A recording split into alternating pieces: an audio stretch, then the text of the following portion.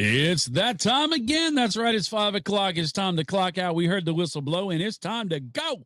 Let's get out of here and get to living. The weekend is here. This is Bob the Cigar Guy, and this is I Got the Smokes. Let's Ride, sponsored by Camacho. This is episode 26.1. If you've looked at my recent videos, the last two videos, the one that dropped Tuesday and the one that dropped last Sunday, the audio was very, very bad. Because too many fingers, too many buttons. I didn't record it off the microphone I was talking into. I recorded it off the webcam and it sounded jank. And so I decided that I would come on and do it again because you deserve the best that I can do. You deserve the best, but I can't give you that, but I can give you the best that I can do. And I got some neat stuff going on. So let's get to firing this thing up real quick. I've got this Zeno Nicaragua, and we're going to talk about this. Did I mention it was sponsored by Camacho? Did I mention it was sponsored by Camacho? I hope I said it was sponsored by Camacho. Let's see what this says. Oh, let's see what this says. You smoke cigars, light up a Camacho or a Davidoff or a Zeno or an Avo, maybe a Baccarat. Why not? That's what I say. Why not? Life is short. Smoke great cigars, right? So we are going to live life bold. That's right. That's right. That's right. And let's throw this little plug in real quick right here. Check out Chivetta Report for all the latest news of all the cigar lifestyle. Thank me later. Chief does a great job. But I've cut this thing with the baller. I'm going to light this with my fancy Zeno Nicaragua lighter. Man, given to me by the man himself, Tobacco Cupcake, the Mr. Law Ream. And we're going to talk a little bit about Zeno Nicaragua and the Mr. Law Ream and what's going on in the Davidoff of Geneva world. That's right. It is nice using this little webcam. I was scared of it. I thought it would be more difficult. It's actually a little easier. And I actually have my phone not hooked up, so I can actually use my phone for notes, which is kind of nice, even though the font is very, very small. But while I toast this better, I want to ask you some questions. How was your week? Tell me about it. Go ahead. I'm listening. Uh-huh. Uh-huh. Oh, really? She said, what? He did what? All right. And you handled your business. That's what I'm talking about. You got the receipts. You deserve your flowers, right? That's what them young people say. So there we go. Zeno Nicaragua's delicious. And that big yellow band, you can't hide that thing. It's kind of amazing to me that Zeno has a series, right? They have a very elevated price point series, and they are top shelfy kind of things. And it's top shelf flavors. It's great construction, but it's more on that Jimmy Buffett cool vibe, right? It's bold, it's bright, it's in your business, it's good to go. And I thought that, Law Ream, I love Law Ream. Used to be part of the Republic of Debauchery. He used to be the main man at the Republic of Debauchery. Some of his content is my favorite content for cigar media. I loved it. And he's a good friend of mine. And I'm so glad he's in my life. But when they gave him the go-ahead on that little yellow bus, I was like, Davidoff can do whatever Davidoff wants to do because Davidoff is a huge company. But they're putting a lot of emphasis on one blend of one cigar. I mean, if you look at Davidoff, you look at Avo, you look at Zeno in the portfolio, you look at Camacho, you look at Baccarat, there's a bunch of different ones, but this is his standalone. And that yellow bus highlights and showcases this standalone. And I was like, I don't know if that's the smartest business decision Davidoff could ever make. Davidoff didn't ask me. I don't blame them because they were right. And I'm going to tell you why, because I'm going to put my glasses on. I'm going to read to you just a little bit from my phone. So don't turn me off. Let me put my little scroll up here real quick because I made one. I'm going to put it up here. That little yellow bus is making moves with Tobacco Cupcake in the driver's seat. That's right. If you don't know Law Ream's intranet handle, it is the Tobacco Cupcake. Oh, so sweet and oh, so yellow. Everybody loves that fellow. Man, these glasses are dirty, but that's all right. So I saw this just recently, and I went and found it and copied it on my phone. It was talking about Davidoff being around for 150 years and their financials for the year.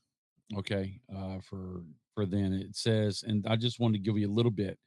The Zeno brand reported the most significant growth out of Davidoff of Geneva, out of all their brands. Avo, Camacho, Davidoff, Baccarat, all of it. Zeno brand reported the most significant growth, 28.1% over the previous period. Ottinger Davidoff also reported stable performance with the accessories business growing 15% from the prior year.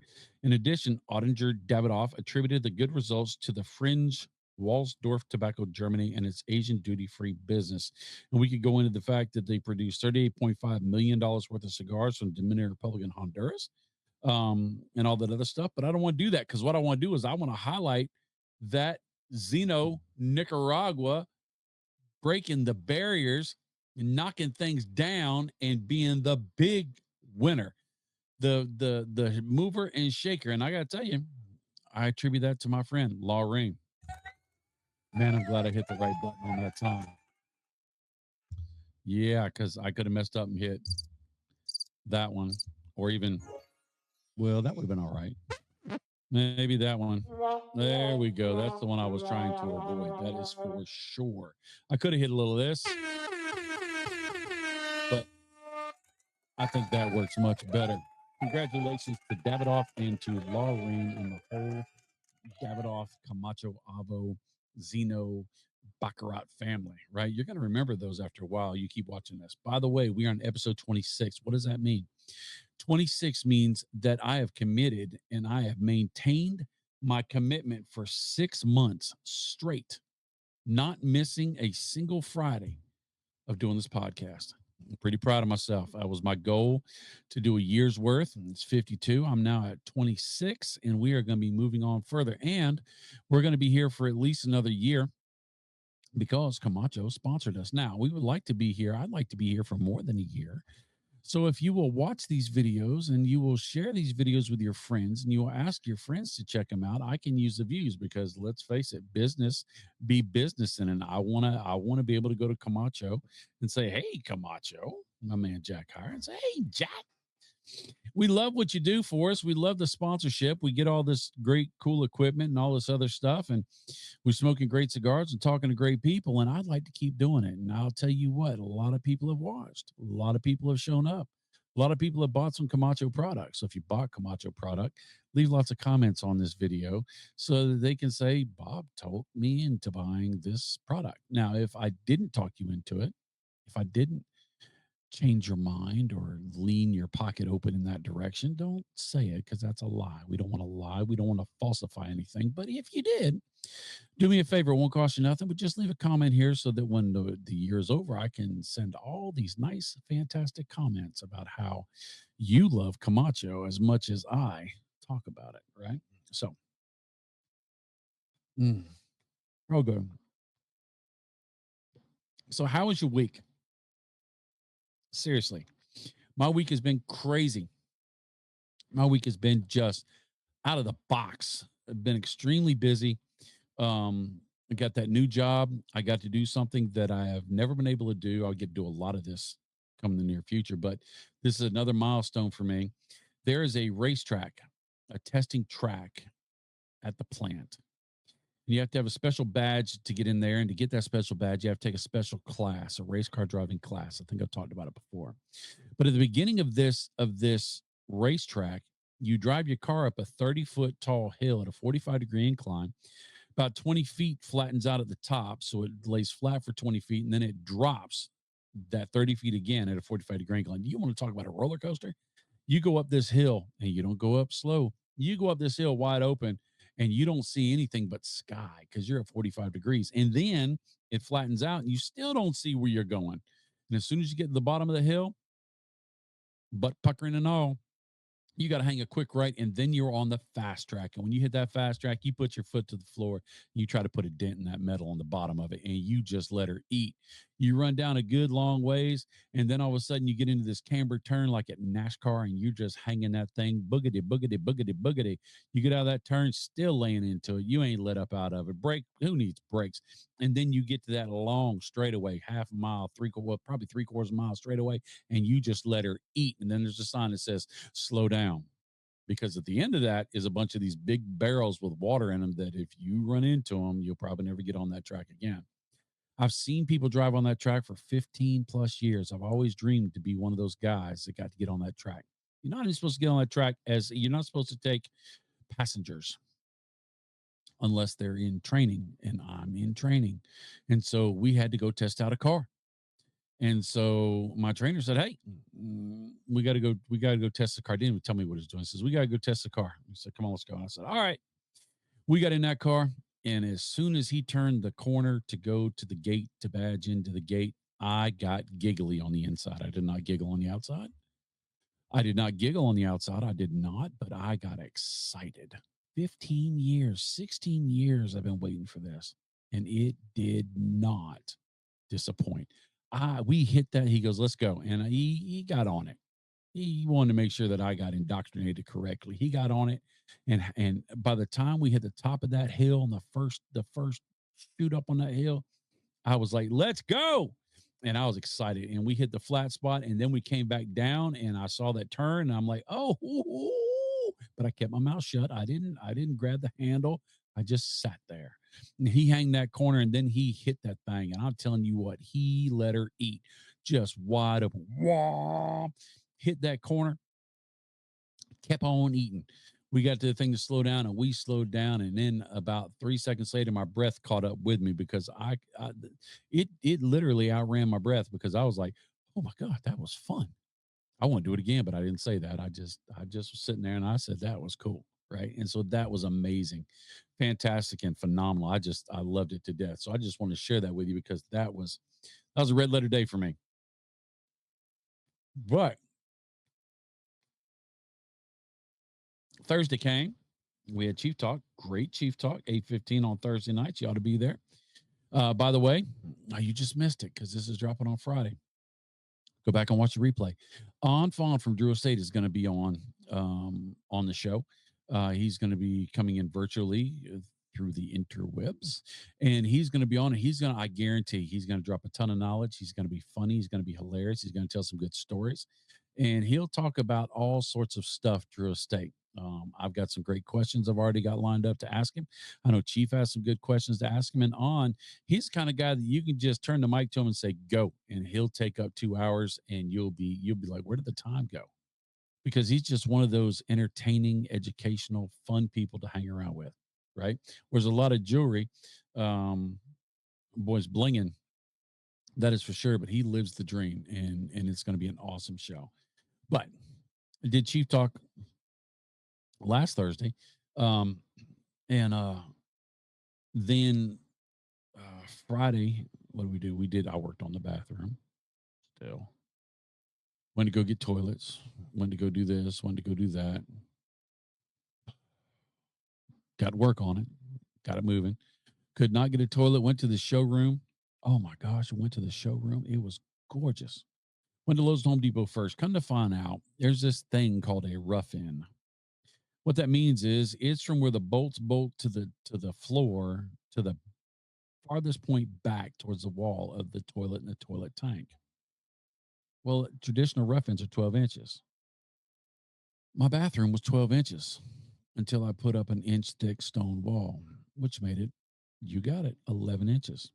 And so they have a 10-inch rough end if you can find it. Hard to find. Went to Lowe's and they had this little squatty round toilet. And I'm like, nope, nope, nope, nope, nope. We ain't doing that. We need one of them oval things, right?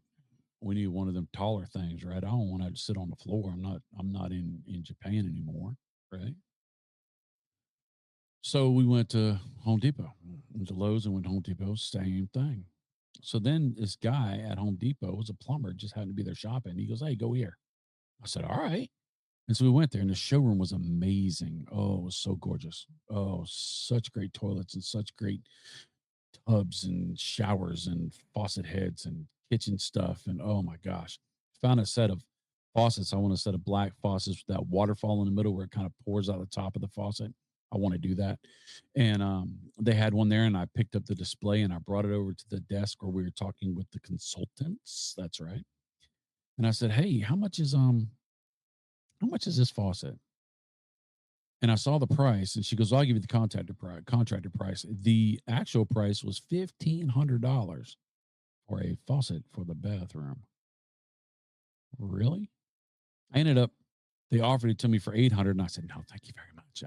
I'll find it on Amazon." But they found us a toilet, we thought.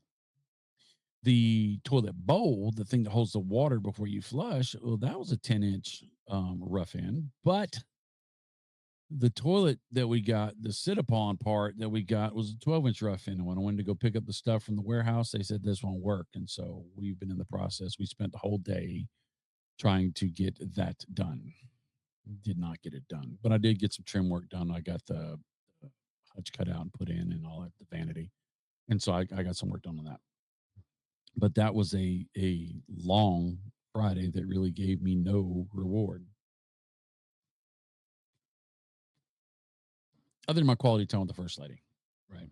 But I did not get any marketable movement on any of my projects. But Saturday comes, and my friends from Cigarage, which gave me this cool little bracelet, it's got all their logos on it, right? It's pretty neat, pretty nifty. The fellers there said, "Hey, we got a third annual event, Cigarage event, uh, this Saturday in Charlotte, about 2.5 hours away, at the Harley Davidson store. We'd love for you to come. Please come. Will you please come? I'd love for you to come. Will you come? Come on, will you come?" I said, "Let me see what I'm doing." He asked me a month out. I said, "Let me see what I'm doing."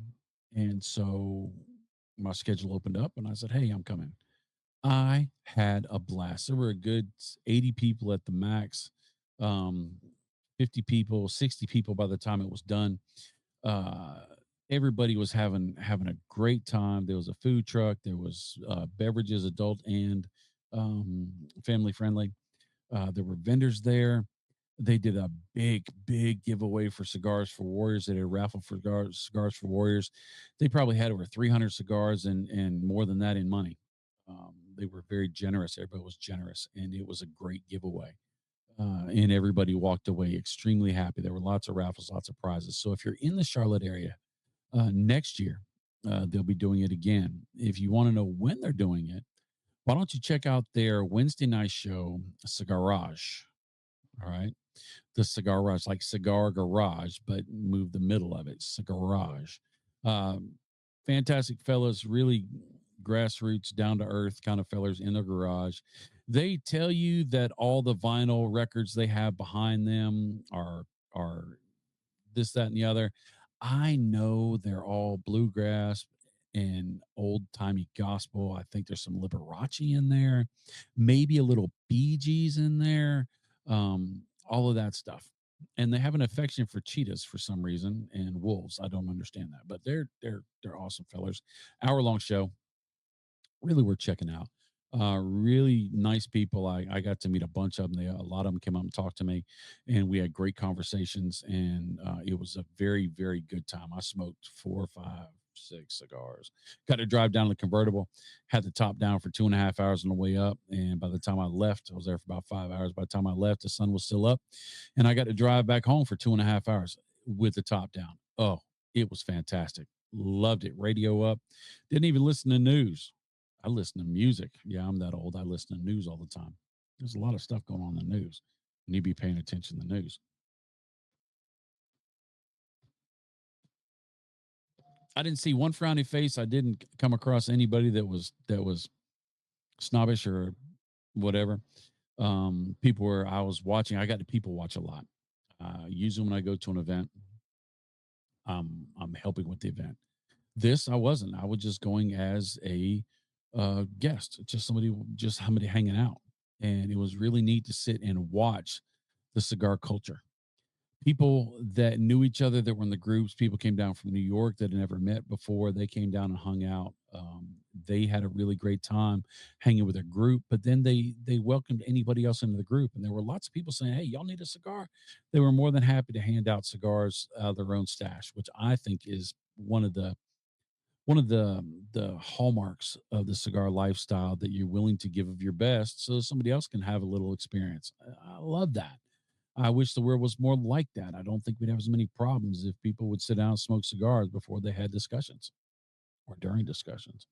I think it's great. Cigars for me is a real great when I get into discussions that can be heated or can be very intense or uncomfortable.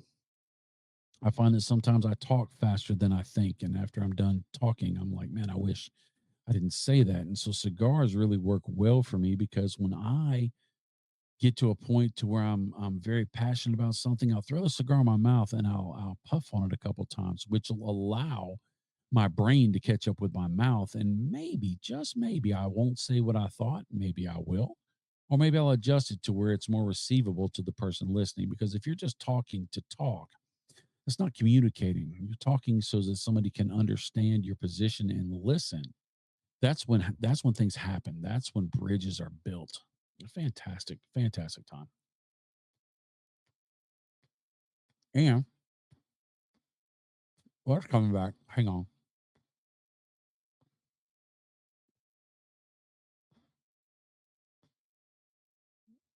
And while I was at the Harley Davidson store, I texted Steven. I said, "Hey, does the channel want me to buy a motorcycle for a backdrop? We can use it for the channel." And he texted back, "No." And then he texted back some pictures of some whistle pig coffin ice molds. So we could get these, and I'm like, "No." So I'm like, I almost sent back, "Well, if I can get the motorcycle, you can get those." But I was having so much fun. I didn't want to play around with Chief right then and there, because we play a lot.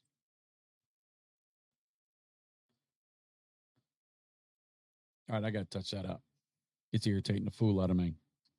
So I said I'm using the webcam now, right? And that frees up my phone, which is nice, because if somebody tries to FaceTime me, it has in the past paused my video, which is irritating, or it blanks out my whole screen for that FaceTime, and then I can't see, and I have to touch a bunch of buttons and I'm reaching up front. Now, if it happens on my phone, it happens on my phone. That's one of the things that I like about it. One of the other things I like about it is when I'm on break and late at night, when I've got another 20 minutes before I go to bed, and I know that Storage Wars is going to be 25 minutes, I need to get to bed. So I'll watch short videos, YouTube videos or Facebook videos. I do not do TikTok videos. I don't do TikTok at all. I am not a TikToker. And I know before you start commenting, the videos on YouTube and on Facebook are also on TikTok. I know, I know, I know, but I don't do TikTok. I just stand on that. I do. Now, TikTok is not what it used to be, but I still just, it's something I don't need. I get enough out of YouTube and I get enough out of Facebook. I don't need to add another thing into my life. There's other great things like Discord. The Chief has a Discord for the channel. And those guys are doing great things. They're having great times and this and that. And I don't do it because I just don't want to add one more thing. Just recently, Stephen Chief added the stick pick of the week, where you take pictures of your cigar and you submit it, and Chief picks out his favorite picture of the week, and you get on Chief Talk. You get a shout out, and you get your picture up there. And at the end of the year, or at the end of whenever he decides to do, I think it's the end of the year, he will do a bracket, and people will vote on who gets the stick pick of the year, I guess. And with that, there's going to be a prize package, and we don't do cheap, jank, itty bitty prize packages. It's worth getting on Discord just to get a chance to get that stick pick of the year, whatever he calls it. It's his Discord. Well, it's the channel's Discord, but he runs it. Just like Shvedder Report, it's the channels, but he runs it. I'll do all that stuff. He's chief, the editor in chief. It's his job to do all the tech stuff, not me. Right? Thank God. Because if I did it, yeah, that's what you're gonna get. Maybe a couple of these, right? It's crazy. But while I'm going through Facebook and looking at things, I see all these cute little quotes, these cute little comments, cute little stories or whatever they're called. I don't know what they're called. And sometimes I think about it, man, those are really cool. I ought to write those down. And then I'm lazy and I don't write them down. But being that I have it on my phone, I don't have to write it down. I can just read it to you. And so something that just made me think, something I thought had value, something I thought had merit, and we're talking about is a thing that I got. And I don't know who did it. A group called Healthy Inner Me, I guess. Phrases to destroy anyone's ego. I don't need to destroy anything, to be honest. That's not what I'm about anymore. But I read through it and a lot of it made a lot of sense. And it's not as much destroying someone's ego, but it's just about not allowing people to mistreat you. And this is Men's Mental Health Month. So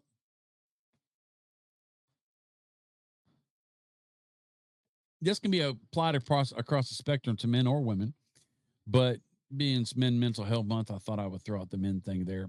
And so this is phrases to destroy anyone's ego. There's 10 little statements. Statement number one, things that you would say to somebody. I don't argue with people who need attention more than logic. Dude, is that not now? Is that not social media? People just want to make noise. Not everybody. There's a large conglomeration of people that want to make noise. I don't argue with people who need attention more than logic. I like that one. Number two, you are used to being right because no one challenges you. Man, that hit me hard because there are some people that if you go to argue with them, they just keep on arguing and they never let it go and they'll follow you around and they just wear you out. And you're like, man, I ain't got time for you. So they say something stupid. They say something that don't make sense. They say something that's wrong. And you're like, whatever, just let them go. But there comes a point where you got to say, you know what? I'm tired of you misinformating, using misinformation, I guess. You're used to being right because no one challenges you. That's number two. Number three, your confidence is loud. Your competence isn't. Now I'm going to use that one. I will use that one. I will read these over and over again for a month so that I add them into my conversation. But your confidence loud, your competence isn't. I could see me saying that to my friends. I could. Ah, I could.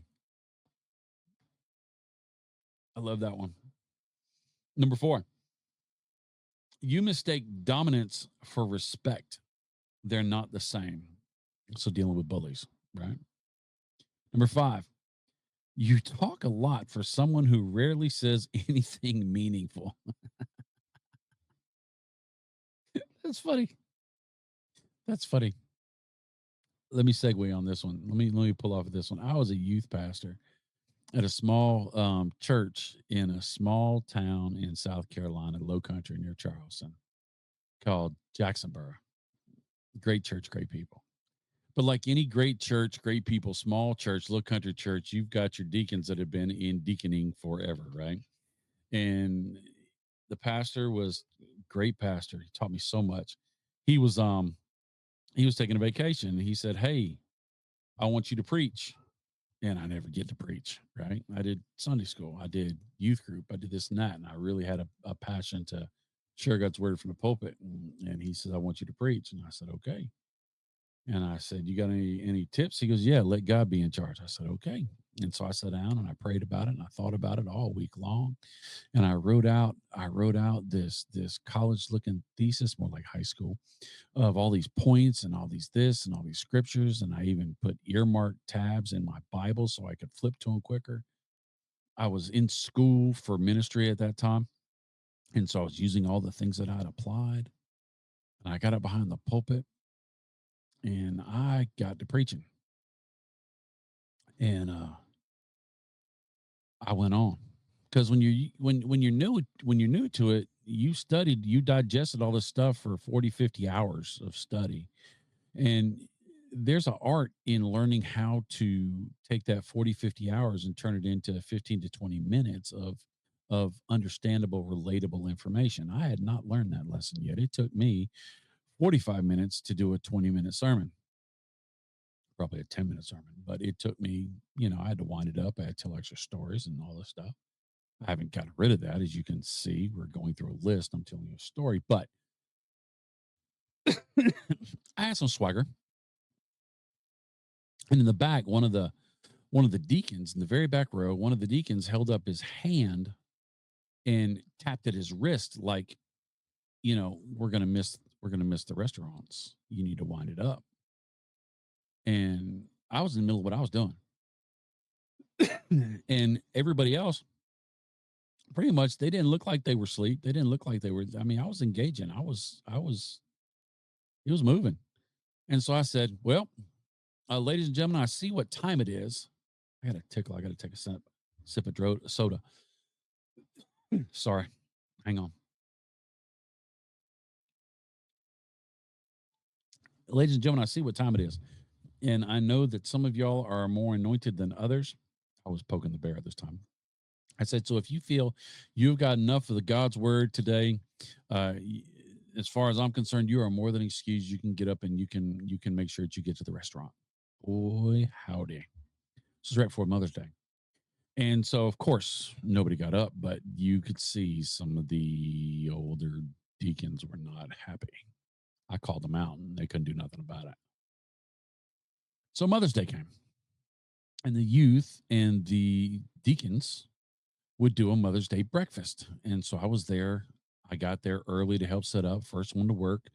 Got there, started setting up the fellowship hall and everything else. And the other men sauntered in and we had coffee. And we're sitting there talking. And so the younger deacons were kind of ribbing the older deacons and said, hey, Pastor, you good sermon Sunday. I had a really good sermon. And I said, thank you very much. I appreciate it. They said, yeah. There was just something brother so-and-so said that, and he was there, and they had set this up because he was going to teach this young preacher about how things work in church. And he looked at me and he said, yeah, he goes, it was a good word, preacher. Good word, preacher. But where we come from, and this was hilarious. And I got to tell you, I'm quick on my feet, but I've never been this quick. I'm not going to say God told me to say this because I'm not going to do that. But I'll tell you what, this came on time, right? He said, where we come from, when you fill up the bucket, you turn the spigot off. Basically saying, you talked way too long. We didn't need that much. And I smiled, took a sip of my coffee, and I said, well, I appreciate you, brother. I said, but where I come from, when you got a lot of holes in your bucket, you got to let that faucet run a little bit longer. that was the day that the rest of the deacons started talking to me like I was somebody. They thought I was one of the guys at that point because they thought I was going to just wilt like a flower. And no, but it was hilarious. And that dials in with, you mistake dominance for, you take a lot for someone who really says anything meaningful. So that's number 5. Number 6, it's impressive how certain you are and how often you're wrong. Just because you're passionate don't mean you're right. Number 7, you're not intimidating, just louder than necessary. You depend on validation like it's oxygen. Boy, howdy, I tell you what, I'm going back to social media. Ain't that the truth? You don't want the truth. You just want to be agreed with. I have been guilty of that. I have. And I've worked hard on trying to be on the side of truth. And I heard a guy say a long time ago that if you're in an argument with somebody and you can argue their point against you better than they can argue it against you, you need to get on their side and argue against you. You need to give them that points because you don't need to look for you winning. You need to look for truth. And if you're on the wrong side of truth, you switch sides. And whenever you put you over truth, that's when bad things happen. That's when you go down a road you don't need to go down. I do believe that. And number 10, You're not deep. You're just complicated in the worst way. Tell you what, I tell you what, I highly recommend if you're driving, don't do it. But if you're not driving, get you a piece of pencil and a piece of paper and maybe jot down a couple of these and start reciting them. Hang them on your mirror in the bathroom every morning, and while you're brushing your teeth and doing your business, shaving your face or whatever you're doing, you just look at those so that you are loaded for bear to help somebody have a good day by putting them in a position to where they're able to look at themselves and realize that maybe I need to work on something. So that's my 2 cents. It's actually their 2 cents. I did not write any of that. Somebody else did, and they did a great, great job. I tell you what, I thought they were great. I did. Oh man, I had a lot of good times at that church. I learned a whole lot. I got my preaching time down a lot. We left. We finished up at that church. Ended up going to another church where I got to spend a lot more time behind the pulpit on Sundays. I actually got to preach supply, which what that means is the pastor's on vacation and they call up somebody to come preach for them that's not in their church. And so this guy was a chaplain in the army. And so when he go off on his stuff, he'd say, "Hey, I'm going to be gone for 3 weeks. Will you come preach for me for 3 weeks?" And I got to do that for a couple of years, I guess. And that was real funny. I learned how to time my time, shorten my sermon a little bit, because every day at every Sunday at whatever time it was, I forget what time it was. It's been years now. Somebody would go riding down the road right in front of the church in some loud motorcycle. I don't think it had pipes on it at all. I think it was just straight out the exhaust or straight out of the engine. It was so loud, and everybody would lose focus. And so I would get there and I'd start off my sermon. I say, "All right, here's the deal. If you listen quick, I'll talk fast." And because I want to get God's word in us. I want us to get full before that motorcycle comes running down. So if I do my job right and you do your job right, we'll beat that motorcycle to the punch and we'll sing them through. And so that was kind of a goal, which is actually a cool way of getting people to pay attention and listen and engage. That was a I called them an amen church. That church I had never preached in a church like that before, and the first time it happened, it actually caught me off guard, and I forgot where I was on my notes, and I actually laughed about it. I told them, I said, "Y'all got me so excited, I forgot what I was saying." I was in there and I hit some point or something like that, and there was somebody said, "Hey man," I was like, "Oh Lord," and then there was a couple more behind it, and I had never seen that before, and I was like, "All right." And I'll tell you what, you want to wear a preacher out. You start saying amen and praise the Lord, and you get excited. He'll get so excited he will have to take a nap by the time he gets home for Sunday night service. I'll tell you that right now. But he'll be floating on cloud nine. Um, that's for sure. And then he'll go home, riding home with his wife and say, "Did you hear them people say amen?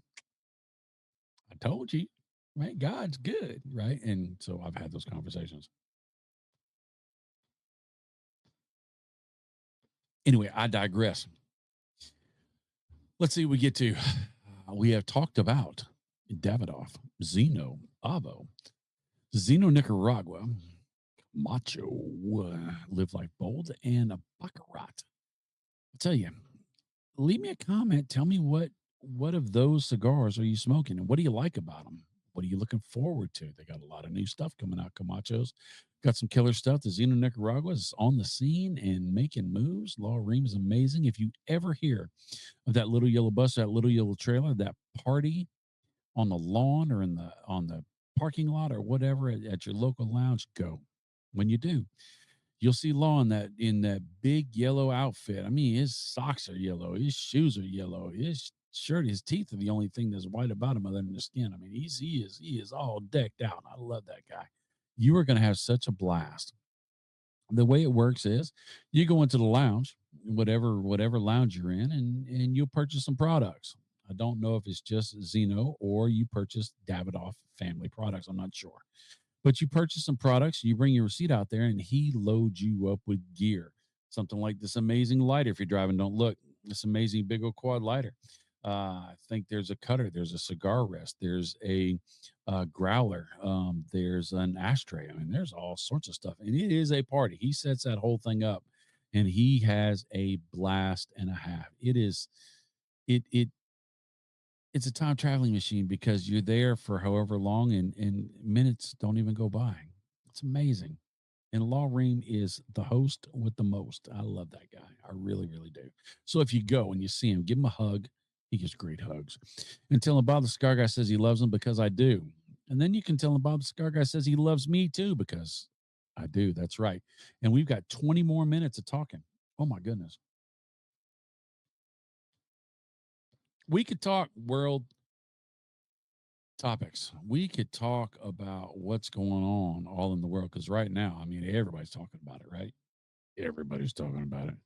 It is the water cooler conversation, but not here. So we need to talk about something else. What are we going to talk about? Let's think about something. My phone is going off and it's not on camera. It's beeping in my ears. I just got a text from the first lady I can see on the computer. It says supper in 15 minutes. Well, I'm not going to be at supper in 15 minutes because I'm going to be here with you for 20. I will sacrifice supper for y'all. Now I will eat when I'm done. Yes, I will. Oh, yes, I will. You know I will. I will. I'll eat good too, and I won't feel bad about it. But I'll wait till we're dead. I will. Barn smokers are coming soon. I don't know exactly when they're coming. They're coming quick, coming quicker than expected. This year they have two barn smokers. Well, there's three, kind of. They have the Connecticut Barn Smoker, which is a 2-day event. All right. So you can go the first day or you can go the second day or you can go both days. You can get general admission or you can get VIP. You can split them up and one day go general, one day go VIP. Tickets are all sold out. I got to tell you. So I tell you that to tell you this. I'm not saying, no, you don't get to go. That's not true. But what I am telling you is that when the tickets come out for next year, take the day off. Be on your computer because I'm literally serious when I say they sell out in minutes. Not only do you have Connecticut for 2 days, you have Florida for 1 day down with Jeff Borchwitz and 20-acre farm.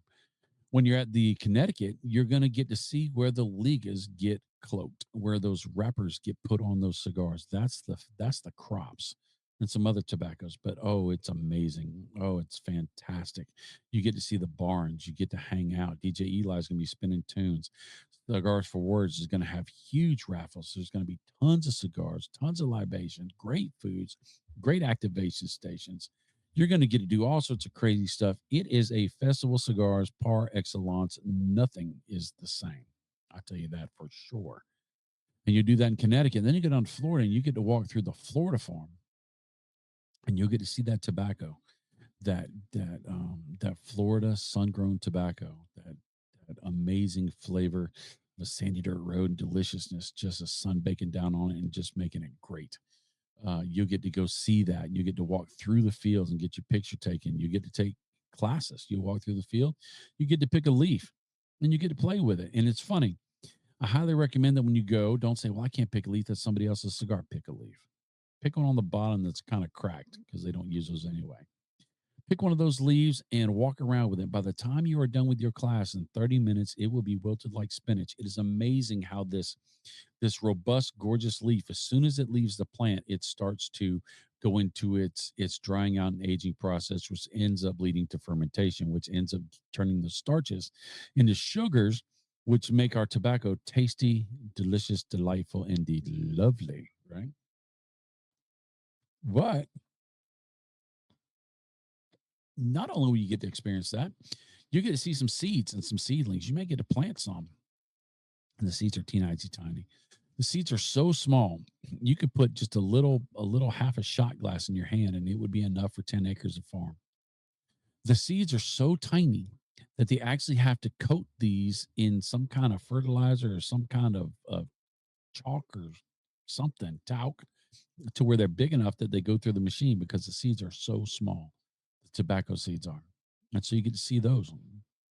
Maybe put a couple in your pocket, take them home, and see if you can grow some yourself. People do it every year.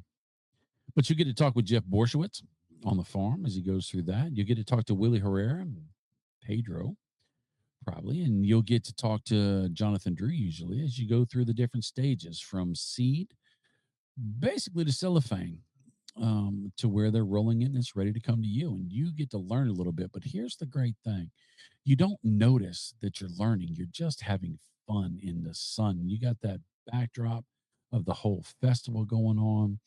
You've got maybe a nice drink in your hand. You hear DJ Eli in the background spinning them tunes. And you know what? The past 3-4 years, they really changed it up. They had basically one genre of music they played mostly, but it's really switched up now to where you'll hear all sorts of music mixed in, slammed together and jammed out, which I guarantee as I get to go to Barn Smokers, I see so many people singing the different songs. Different groups will be singing the different songs, but it's not one group not singing and one group singing every song. It really jumps around. DJ Eli does a great job. They usually have a live band that comes out for a while. Isola and Ryan Rayford, they're going to do a great job with Pedro up on the stage when they talk about all the stuff. You're going to get to go to the activation stations. One of the great things you're going to get to do is get parked by the road dogs. That's right. Those four fellers are parkers extraordinaire, funny and hilarious and great people. I love those guys. And they are going to be parking your car and making sure that you can get in and hopefully get out. But now I'm going to tell you, there's limited there's limited parking. So don't go for half an hour because you ain't getting out. But it usually empties out and you can get around and get out and everything's fine and dandy. The weather's always warm. Make sure you dress appropriately. You may see the first lady there giving out maybe some sunglasses, maybe some sweat rags, maybe some cooling towels, all sorts of stuff. She's usually engaged in there and hanging out. If you see her, tell her I love her because I really do. Even though I've told her, it's nice when other people say, Bob the Cigar really loves First Lady. Just a little extra. It doesn't cost you nothing. I'd appreciate it. If you see me and Chief, come up and give us hugs. Remember, when you're walking around, you get to go to all these activation stations and get extra cigars and play little games or do little fun events. You can actually go to the underground station and roll your own cigar. Now, if you roll your own cigar and it doesn't burn right, do not contact help at Drew Estate and say, my underground did not burn right and expect to get a new cigar. No, just enjoy the experience, right? Silly. That was a joke. I don't think anybody would ever do that. I might, but anybody that has any sense. Christine, who's been doing Barn Smokers for a couple years now, is doing such a great job at bringing a music festival vibe to it. Oh, it's fantastic. It is so there's places where you want to Instagram photo yourself. They got backdrops now. They have all sorts of interesting things. They had s'mores. You could make a portable s'more station. They had boba tea, which I tried. Now I'll never try it again because I didn't understand that those little pearls in there get stuck in the back of your throat if you drink from a straw too fast, like you're too thirsty. Had a little coughing fit. Hit me back in my little punching bag on the back of my throat and made me cough up a storm. Everybody thought it was funny. I thought it was funny too, but you'll get to go see, if you're a VIP, you get to get really, really, really special cigars. You get a coffin from Willie, which is a Cahachina, from Pedro, which is a Tawani, and from Jonathan Drew, which is a Savage Feast, League of 10. You'll also get a box of cigars that are usually non-released yet cigars. It might be a set of M81 Black and Pigs, or it might be a set of H99 Pigs. It might be all sorts of stuff. Who knows what Drew Estate does? They just do it better every single year. You're going to have a great time in Florida. In Connecticut, same deal, different page. Oh, fantastic. The education is just as great. The food, the music, the entertainment is fantastic. They've started doing stuff now at both the smokers that while you're standing in line, you can maybe pick up a what is that orange juice and champagne stuff? Mimosas. You can get a mimosa, you can get a little biscuit, you can get you a little blueberry Danish or a muffin, right? You can get you a little grub on, right? I mean, and while you're in line and they're handing out stuff, and you get a ton of great cigars. You do. You get fantastic cigars. You get more cigars than your entry price. Just the cigars. If you just went and got just the cigars, it costs you less than if you went into a lounge and bought those cigars. And I'm not talking about New York where the taxes are 50% or whatever. I'm talking about just your regular lounge, right? Low tax places. You're going to get more just out of that. And that's just getting in the door. And then you get to go walk back in the back and you get to get 10, 11, 12, however many more cigars you get. And one of the fun things you can do at no cost to you, which I highly recommend you tip, my man Robert at Barber and Cigars with Sammy Flo. You can go sit down and you can get a shave. I love it. My barn smoker's not a barn smoker till I get me a razor shave and my hair cleaned up a little bit. You get my hair did, but you can get a haircut and a shave sitting in the barber chair. You usually have 2 chairs, and you get to sit down and just relax and smoke your cigar while you're getting shaved up, listening to the music, and just enjoying your day. Fantastic. I love it. I love it. I do. It's fantastic. And there's some ladies that have been sitting in those chairs that they get their haircut and everything else. I don't think I saw any getting their face shaved. I don't think that happens. But they've been in there and they've been chilling and hanging out. It's a great time. It's just a great time. You go home fully happy, satisfied, and then if you're one of those people, you take all the swag and you put it on eBay and try to sell it to double your money. And don't do that. Enjoy the swag. Now, a lot of people will take their sweetie who doesn't smoke cigars because they know that their sweetie doesn't smoke cigars. So they get all their cigars and all their swag. Not too shabby, right? So you're going to love it. You're going to enjoy it. When it pops up, check them out. But if you're not a barn smoker and you're smoking a cigar, why not smoke a Camacho? Live life bold. There's something in that portfolio for you. Price point, flavor profile, Vitola, it's all there. If you want something a little rugged, go for Camacho. You want something a little laid back, let's hit a Zeno. If you want something that's got a little musical chill inspiration, let's hit Avo, right? You want something that you ain't had before, try a Baccarat. And if you want to have that white glove experience, I highly recommend the Davidoff, right? There's so many options, so many delicious delectables of tobacco tasty that you could have and enjoy. Because let's face it, you spend your money, but you can make more money. When you sit down and you smoke a cigar, you spend your time. You don't know how much of that you got. You can't make any more. So make sure that when you're sitting down smoking a cigar, whether it's Camacho, Davidoff, Avo, Zeno, or Baccarat, or Drill State, or Foundation, or Saka, or My Father's, or Oliva, or enter whatever name you want to put in there, Roma Craft, or Natura, or I don't know, just throw whatever group. Make sure that you're enjoying your experience, right? Why not? Might I suggest to go box deep on something? If you've never bought a box, maybe go with a friend and say, hey, you're a cigar smoker. Our palate's aligned. How about we take a shot? You buy a box and I'll pay for half and I get half. Now buy a box and I'll pay for half and I'll get half. That way we basically get to try 2 boxes of cigars. Now we have a box. We each have a box of cigars. Most people, when you talk to people about smoking cigars,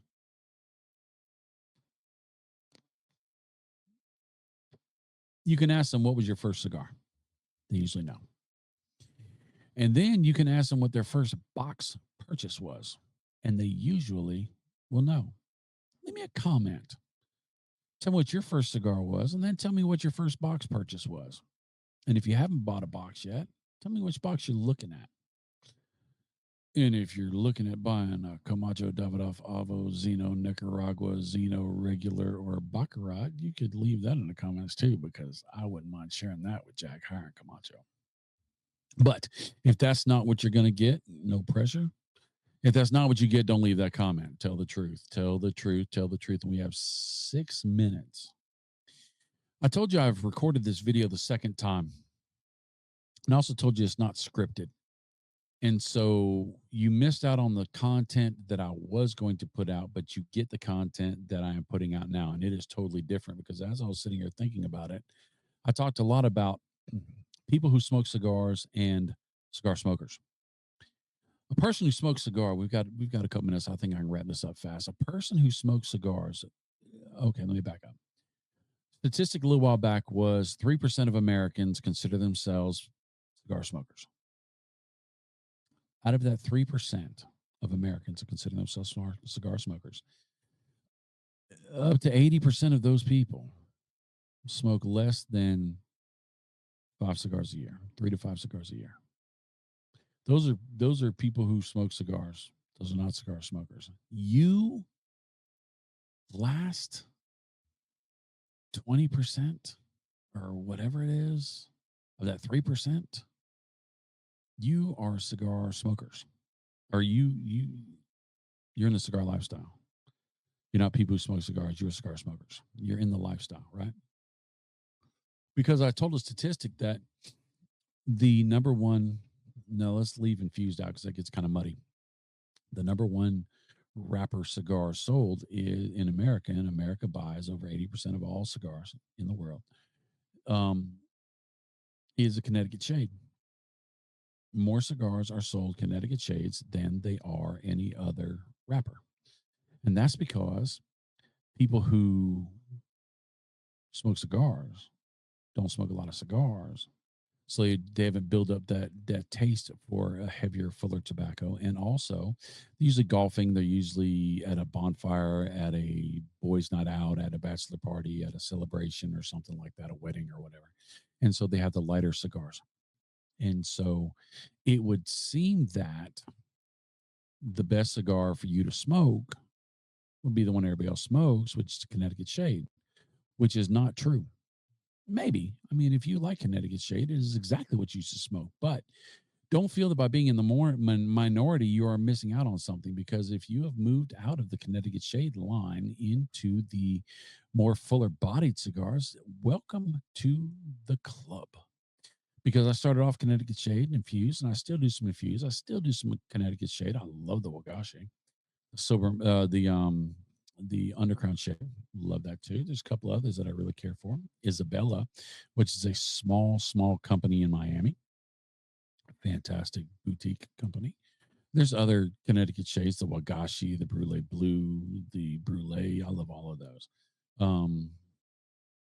But I usually go into the heavier, the deeper, the darker. And that's okay. Now, if you don't do the heavier, deeper, darker, that's okay because we could be both sitting together smoking the same out of the same box at the same time, same environment, this Zeno Nicaragua, and your experience is going to be different than mine. Why? Because your mindset's different at that moment. Your expectations are different at that moment, probably. Your palate is genetically different. Nobody tastes exactly the same as everybody else. They're close. I mean, chocolate tastes like chocolate, milk tastes like milk, steak tastes like steak. But the way it hits your palate is a totally different thing. And then there's your own personal bias of what you like and what you don't like. If there's a cigar that tastes like Brussels sprouts, I would never suggest anybody infuse cigars with Brussels sprouts. Maybe somebody's going to like it. I'm not going to like it because I hate Brussels sprouts. Now, it's not my job to tell you that Brussels sprout cigar is bad. Brussels sprouts, the abbreviation for Brussels sprouts is BS. The BS cigar is bad. Sorry. It's my own personal bias. But I will tell you that it tastes like Brussels sprouts. And if you like it, then you should smoke it because it's all about you. It's all about your experience. It's all about your moment. You don't do this because you have to. You do this because you want to. Kind of like watching this show. You don't do it because you have to. I can't court order. I've tried paying people to court order people, but it just won't happen. So you're watching it out of your own volition, of your own time. And I thank you for being here. But when you smoke those cigars, you should know that it's about you and when and what you want to do. So do when and do what you want to do when it comes to smoking cigars, right? So we're down to a minute and 10 seconds. And the first lady has texted me 16 times. Supper is ready. She's actually texting is individual. So I don't know if you hear the bings on the recording or not, but if you do, that's the first lady binging. She actually sent Macy Grace, my daughter's oldest daughter. She has a daughter and a son, Macy and Caden. Sent her up here to look in the door to see if I was recording. She looked in here and she turned around and she walked back out. Um, and she went into the house and she said, Grammy, he's still talking in that little microphone thing. And so that's when she texts. So I just want to close out before I go eat that you're awesome. You're phenomenal. You're fantastic. I'm honored and privileged for you to be here. Please stay here. Please share with your friends. Please help me get these numbers up. If you liked the show, tell me what part about the show you liked. Tell me what part about the show you didn't like. Leave me some comments. Tell your friends. Have a great day. Get on the other side of that door. Shut it. Get in the house. Start to live and start to love. And those people love you and you love them. Live that life. You done earned it. You deserve it. And you are worth it. And I mean that. And I love you. I'll talk to you later. Later, Tater.